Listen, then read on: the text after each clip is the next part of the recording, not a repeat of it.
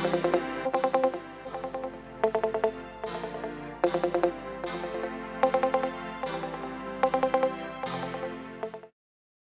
y'all. Let's get some good cooking going on. You know Dasher and Detcher and Prancer and Vixen, Comet and Cupid and Donner and Blitzen. But I do recall the most tastiest reindeer of all. Santa wants a piece of Rudolph. Any way you make it is impossible. Braise them or roast them or deep fry. Every stomach's gonna glow. Reindeer, also known as deer meat. Lettuce in its legal name. Marinated in balsamic vinegar to get rid of taste of game. Then one hungry Christmas day, Santa came to the table and said, Rudolph, you're so delicious tonight. Mrs. Claus cooked you up just right. Then he had some Alka-Seltzer as he burped up quickly. Santa saved a piece of Rudolph. It looks pretty tasty to me. On that, Mr. Bob, yes, Mr. Claus. Would you mind handing me the beef steak sauce? I am starved. Oh, no problem, Santa. Is this from Finland? Yes, the reindeer's from Finland. Yeah, it's a good country, but your appetite's weird. Why is that? Because they serve reindeer. I have rights too! Put a sock in it, Rudolph. For many years, you've been my meal ticket on those cold, blizzardy nights. Now I can just say, you're my meal. Ah, that's a good one, Santa. I can't believe you're funny like David Seville, darn straight.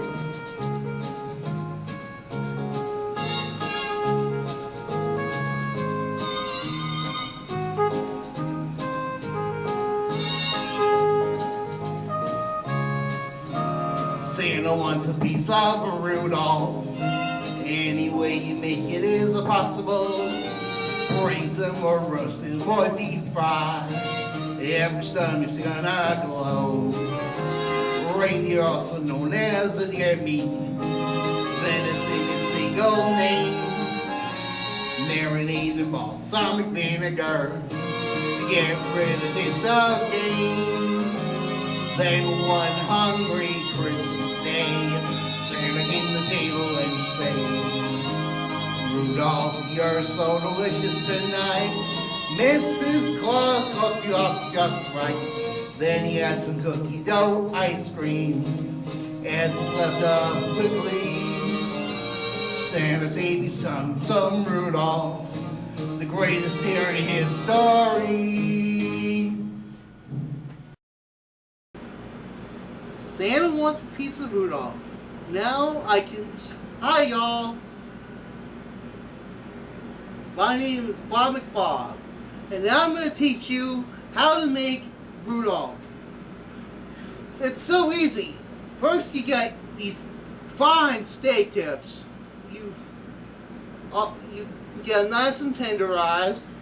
You put your steak tips in a bowl. And like the song says, you marinate in balsamic vinegar. And right, you just splash and shush the balsamic vinegar. Let it marinate for a couple of hours. Luckily, with the magic of TV, I just marinated a whole bunch of Rudolph.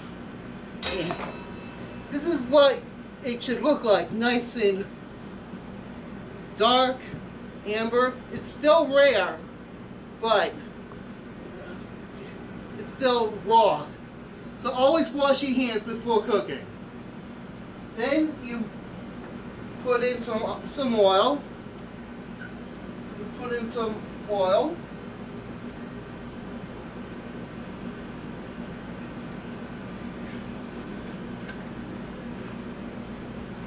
a knob of butter. Just like Smithfield, Virginia. Like a knob of butter. Let the butter melt all around. All around. The butter and oil will make it help the reindeer growl and snarl. Nice, crisping. Now you take the Rudolph and you put it right into the nice hot stove. Hot stove, and this is how you put it. Right now the stove is a little bit low, and you put the reindeer in the pot. Well, you let this reindeer brown. After you marinate it, you have to wait till a nice sear comes up.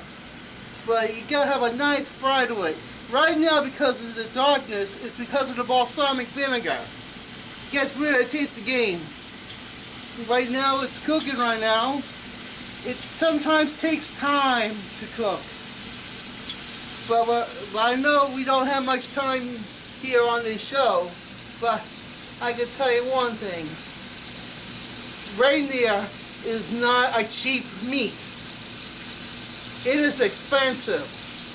And you gotta cook it nice and thorough.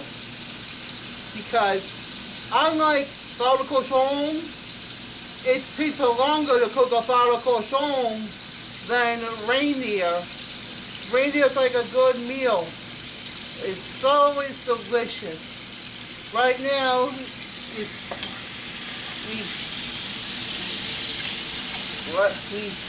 turn around the meat. And now we make it a nice sear. And we always take its time. But it's not even ready yet. It's not even medium rare. You have to cook this meat. Because you cannot eat raw meat, folks. You get sick if you eat raw meat. Or even rare meat. You're going to have to cook it well done. And this Rudolph is going to be delicious. And I tell you one thing, it's going to take a little bit of time. So, with the magic of time, I say abacadabra, alakazam, reindeer cook fast, as well as I can. While the reindeer is cooking, boil yourself some water and try some ramen noodles to go with your Rudolph. Just open the bag, open 2 bags. Don't forget to take out the flavor packet because you don't want flavor packet in your water. You have to cook the ramen noodle before you even then you put your ramen noodle into the pot.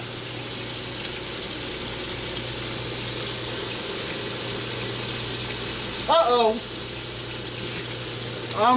Looks like a little flavor packet inside.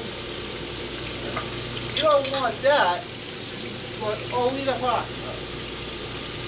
You get the ramen noodles going, so you gotta be careful what you, because it has to be cooked thoroughly, this ramen noodle.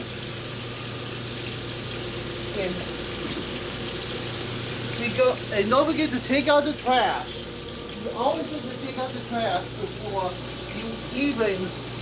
But my hands are dirty, so we put in some soap and we wash our hands thoroughly.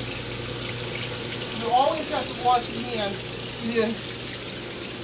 if you're doing something, if you're taking off something dirty. So just wash them, rinse them, and dry them, Let's check on the Rudolph while we're at it. Let me get this home. But gee golly whiz, this is going out great. Gallopers.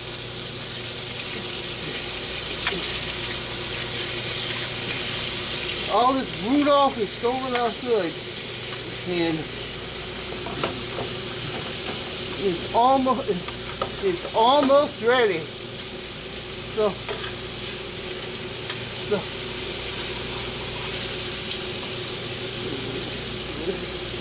it's almost ready, but you have to cook it thoroughly. You don't want to cook raw meat.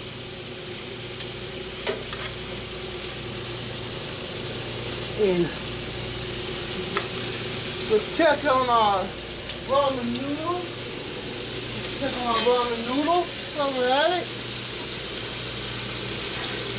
And they're almost done. These ramen noodles are almost done. So in the magic of TV, Wiggly Bob, Zilly D, come back to you and me. And now we drain the noodles. And you turn off the stove because you know it's all this fun. We pour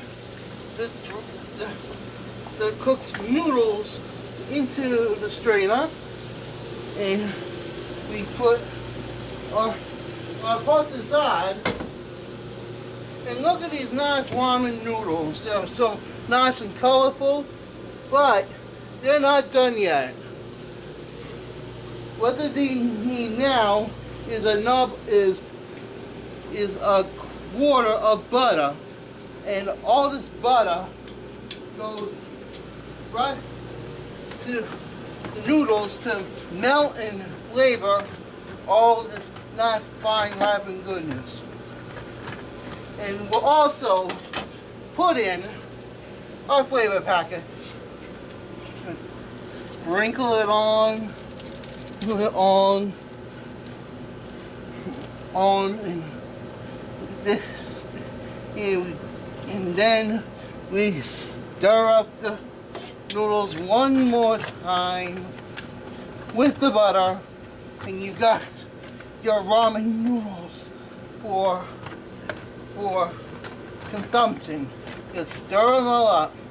But oh my goodness, Rudolph is done. I know it's a black char, but you guys just look at all that nice Rudolph. A nice sea, a nice color. So we get our plate, we get our first plate, and we put our ramen noodles right on the plate. You gotta make it nice and perfect.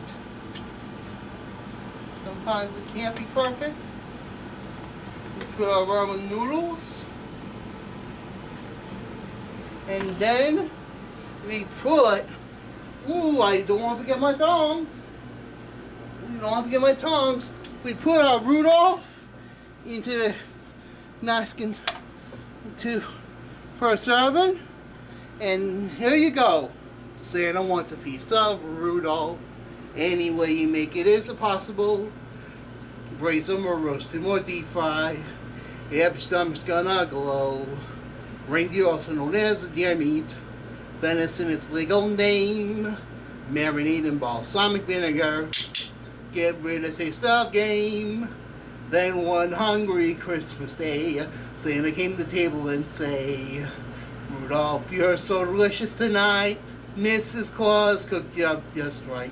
Then he had some Alka-Seltzer.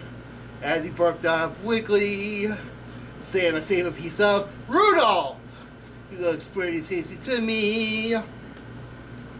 Coming right up, Chipmunks roasting on an open fire. Now I'm here with Talk Show Terry. He's the writer of the Top 10 at David Letterman's TV show. He's our tester for this wonderful holiday dish of Santa Wants a Piece of Rudolph. Yes, Bob, and I am going to try to come up with a list of 10 reasons why we should eat Rudolph or reindeer for our Christmas dinner. It's holiday dinner. Holiday dinner, that's right. We've got to be politically correct. So let me give you a fork and knife. Oh, thank you, Bob. Now let me just try a little bit of this here. Ramen noodle. A little bit of ramen noodle there, and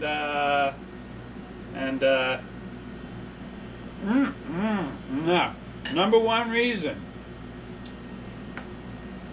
I'll try a little bit of Rudolph too, just a little bit here.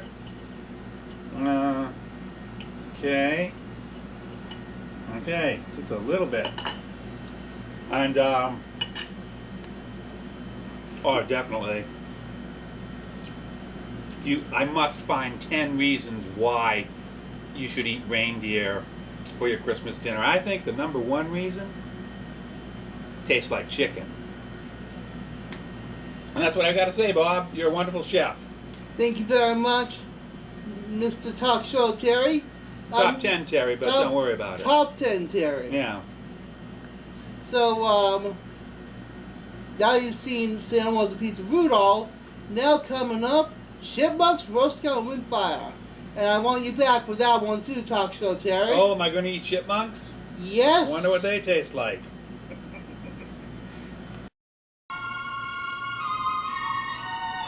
Now let's sing a Nat King Cole classic for the holidays.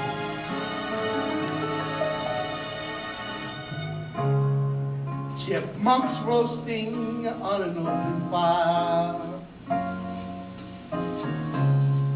Hot sauce dripping from your toes. That tickles your tight swirls. Fresh filleted by the choir. They poked hot skewers through their nose. Everybody knows some pepper and a garlic clove help to make them seasoned right. Tiny rats with a crisp golden coat will really hit the spot tonight.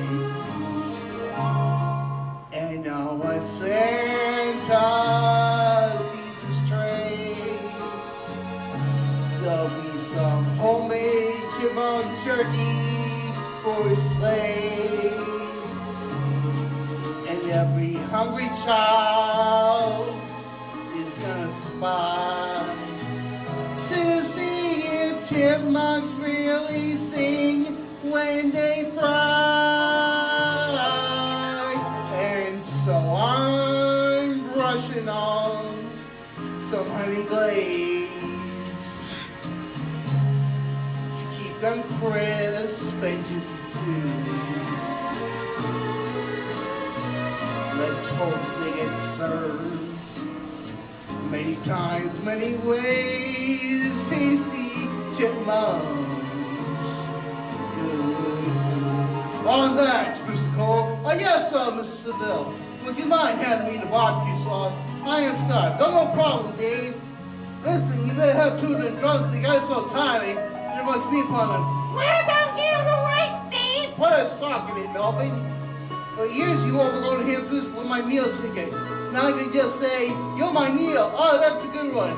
I know you were the funny one in the group, Dave. Darn straight.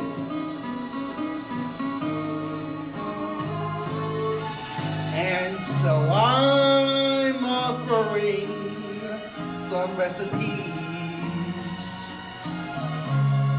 from chipmunk pie to chipmunk stew.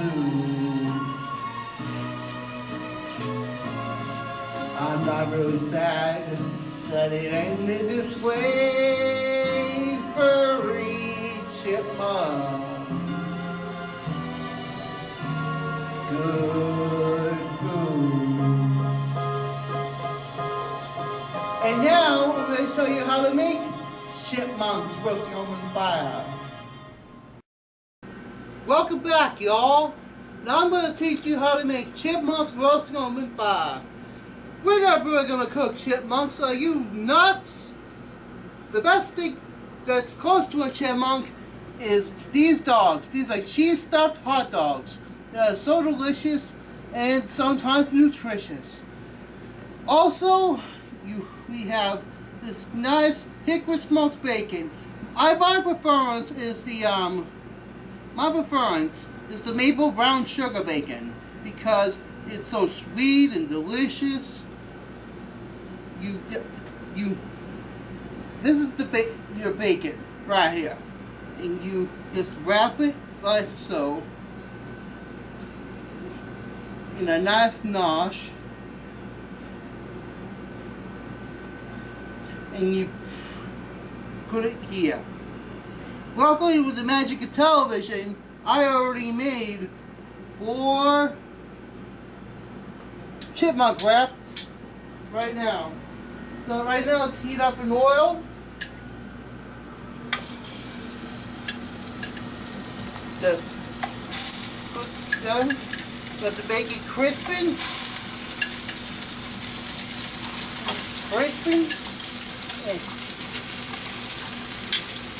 And crisping. Also, you always have to have the staples of chipmunks. We have this the Rabbleman, these crescent rolls, and a nice fishing sauce of honey mustard and essence seasoning. But I can tell you one thing, you gotta keep an eye on these chipmunks because we're in a hot stove. And they have to crispen. You have to crispen good. So you gotta keep a close eye. You have to cook them all the way. You have to cook the bacon all the way. So I say, dear friends, you gotta cook all the way for this fine festive feast. Gilly up, gilly do. Magic, come to you. Make sure you cook a bag of thoroughly. You have to cook it thoroughly so everything is cooked. You don't want to have raw bacon ever. Because it's like, bacon is pork. You have to cook your pork. Cook raw, you know what I mean? Pork fat rules. Since this is all that's dandy, I'm going to get a plate because I'm not even done yet. This is part 1 of what this has to be done. So we put our fine fake chipmunk on a plate. You let it cool down a bit. Turn off the oven. You always have to turn off the stove.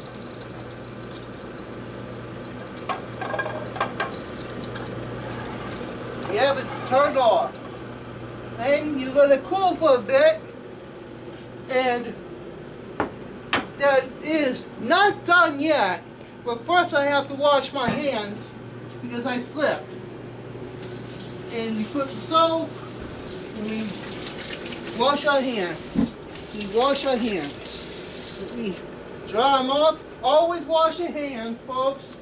Always wash your hands. You have to have clean hands for this. Then we get our crescent roll dough and we open it up. It's fun to have crescent roll dough. If it doesn't pop up immediately, just take your fist and now it's open. And you just plop it right onto the cookie sheet. And first, without any further ado, since this is not a treated non-stick cooking spray sheet, you spray it on with a non-stick Pam or butter cookie spray. cooking spray. Now, easily said than done. You take your crescent dough batter and you just get one of these babies and you roll them into the sheet. Don't forget to preheat your oven to 400. Preheat your oven to 400 so it'll be nice and good. It has to be nice and good for this chipmunk dish.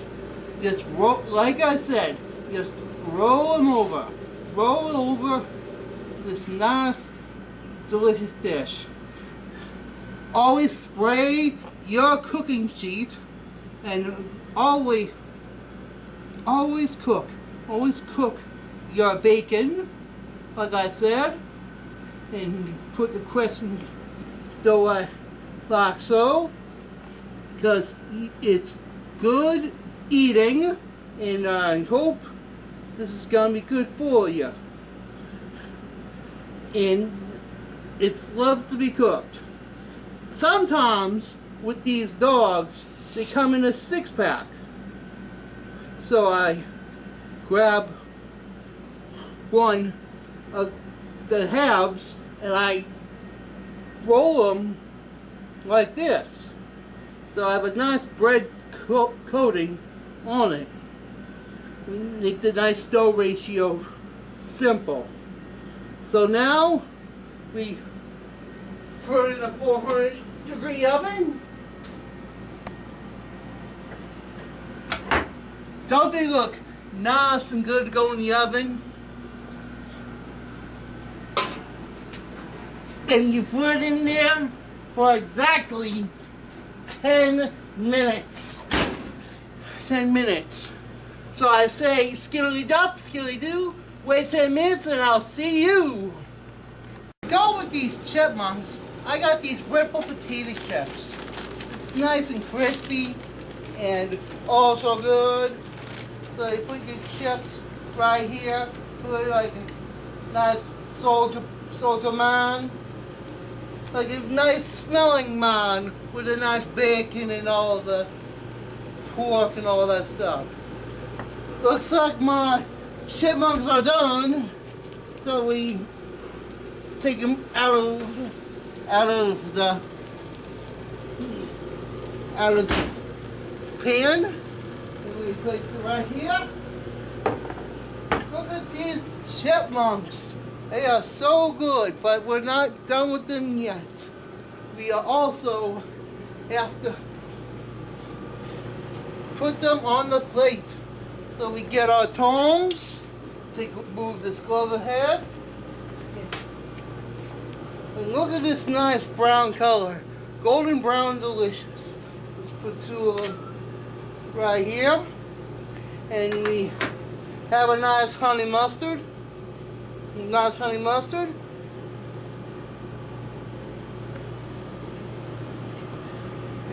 And it's hard to squeeze. Gotta take it easy. Get the honey mustard going around.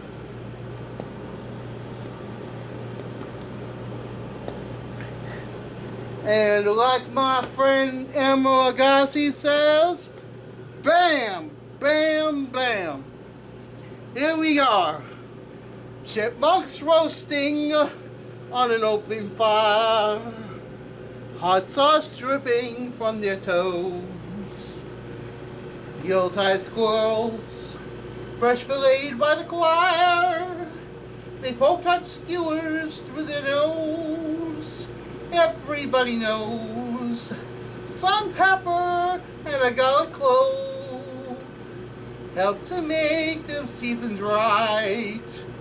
Tiny rats with a crisp golden coat will really hit the spot tonight.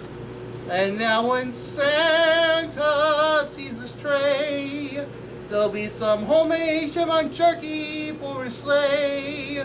And every hungry child is gonna spy to see if chipmunks can sing when they fry. And so I'm rushing on, some honey glaze to keep them crisp and juicy too.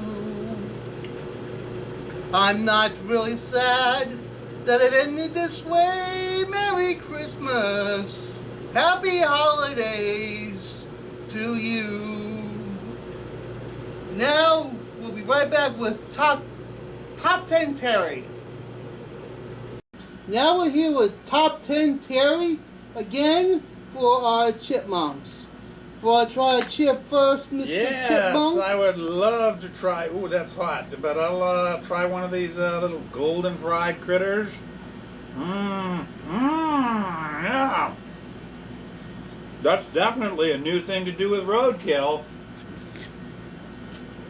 I'd say that's my third best reason for frying chipmunks on Christmas. Or the holidays, as they say. It's gotta be politically correct, the holidays. Of course. We're always politically correct on the Letterman show. Say, don't you know that song that was sung by the Chipmunks about Christmas? Oh, yes. Christmas, Christmas time is here. Time for toys and time for cheer. We've been good, but we can't last. Hurry, Christmas, hurry fast. Want a plane that loops the loop. Me, I want a hula hoop. We can hardly stand the wait. Please, Christmas, don't be late. Oh, that was so much fun. Yeah, it's gonna be so much fun when we go to the high school reunion. Remember the Renaissance high school reunion play is coming up sometime late in the holiday season, I believe, and I think it costs $20 a ticket for the public. And it's at the Centerville Social Club. And I believe it's a fundraiser for the Renaissance Club. That's true. Yeah. And no animals will be harmed during the process of conducting the performance. I know that Mystique will be there. Oh, Mystique. I remember Mystique. Yeah. The psychic, the girl who turned into a psychic. And, I don't know.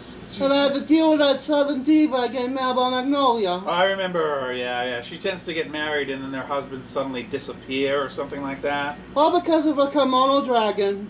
A Komodo dragon. Lacks credibility, but, you know, I might believe it. You know that it's going to be at the Centerville Social Club? Really? That would be great. And tickets are $20. Oh, yes. Well, I hope to be there because I think, like I say, one of the top 10 reasons you can come to the Renaissance Club's 25th annual high school reunion is that, number one, food tastes like chicken. You know it's on January 7th? 7th? My goodness. Food might taste, from 6 o'clock to 10 o'clock. 6 o'clock to 10 o'clock. Well, the food will still taste like chicken. Okay, so set 7 for January 7th from 6 to 10. Just remember, 7th day, 6 to 10 p.m. Well, that'll be our show for today. I want to thank our guest, Top 10 Terry. Yeah. And with all of us at the Renaissance Club, I say to you, Happy Holidays!